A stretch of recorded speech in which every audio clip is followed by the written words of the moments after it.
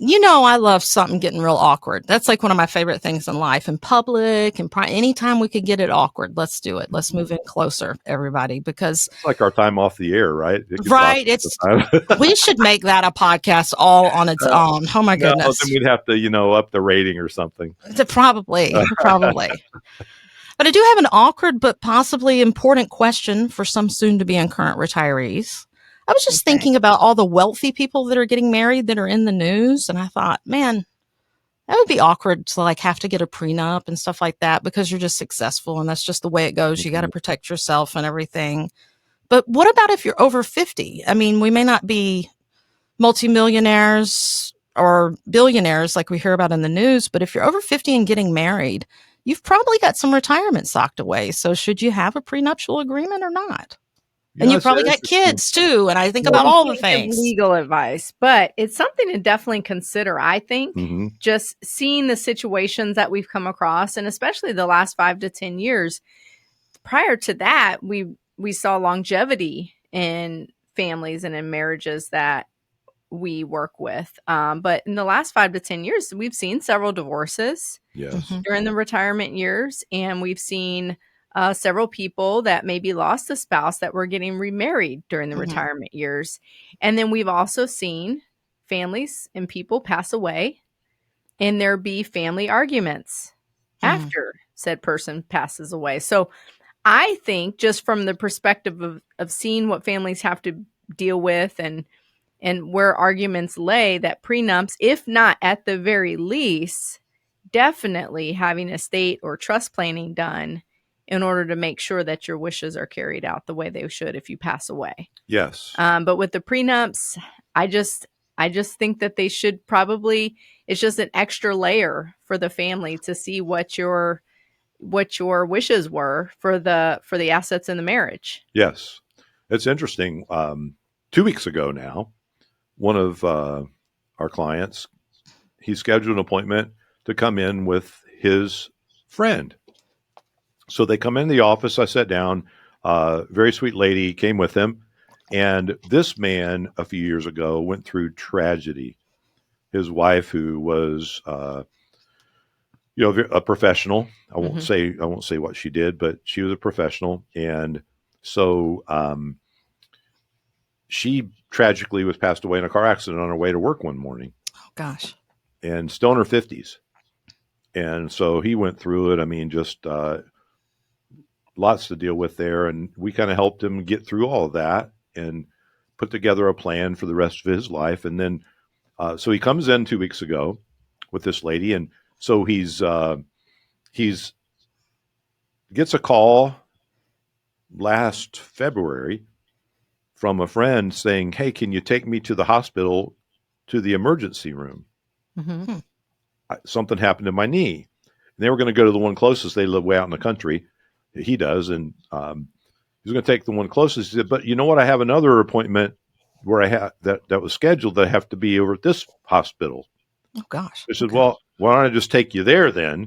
And you can take care of both things while you're there." So he did. He takes them there. It's a little further away. And they get there and they get in there to the hospital and they're starting to ask him questions like he's the boyfriend of this guy. And so he's like, no, we're not together. And I'm just a friend. We're just friends. So yes, in today's world.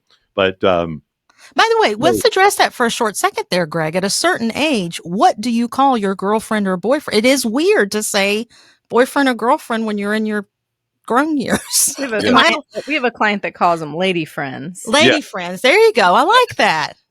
So long story short, this is what's cool about it. He turns around to talk to this nurse, and the nurse recognized him because she knew his wife, but he didn't know she knew his wife, and said, "Oh, so-and-so was your wife," and gives him a hug. And come to find out, he'd been praying about someone to date, and he's dating her now. So it's wonderful. It was a kind of a weird turn of events. And of course, he'll have to have that conversation if he decides to get married. Should I or should I not have a prenuptial? Because a lot of what he has, came from his wife, who was a professional. He worked in, he was a factory worker. His wife was a professional. She was a breadwinner. So he'll have to have this conversation about that. And so, there's some reasons why you might want to have a prenup. Mm-hmm. One, if you're over 50, you've accumulated savings and property and things, you have children, stuff, then you don't want to disinherit your children because you have a new spouse. Right. That's something to really pay attention to.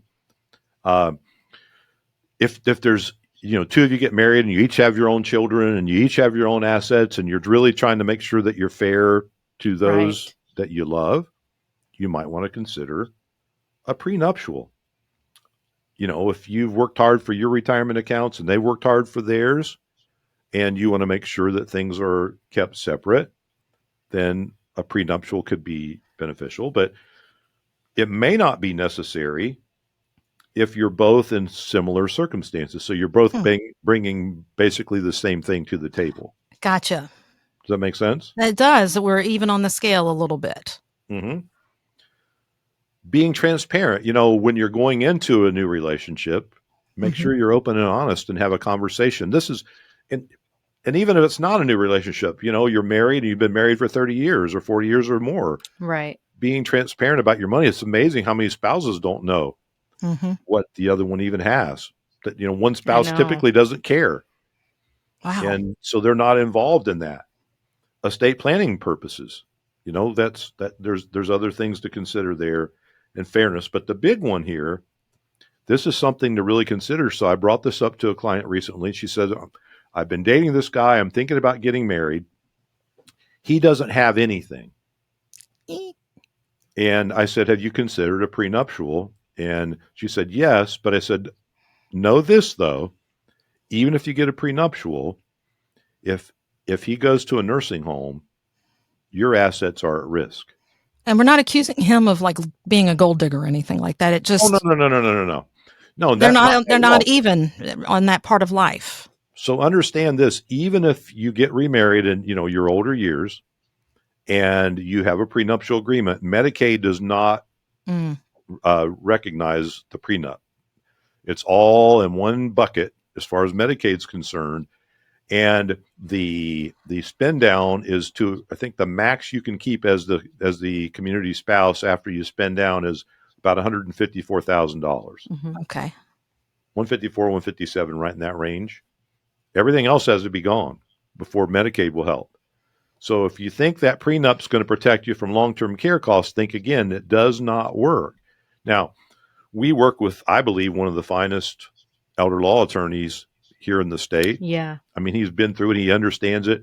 He really knows how to help people protect their things. And we often refer people to him because of that fact. But just know, okay, if it's important, maybe I should go see a good attorney. If not, then that's okay as well.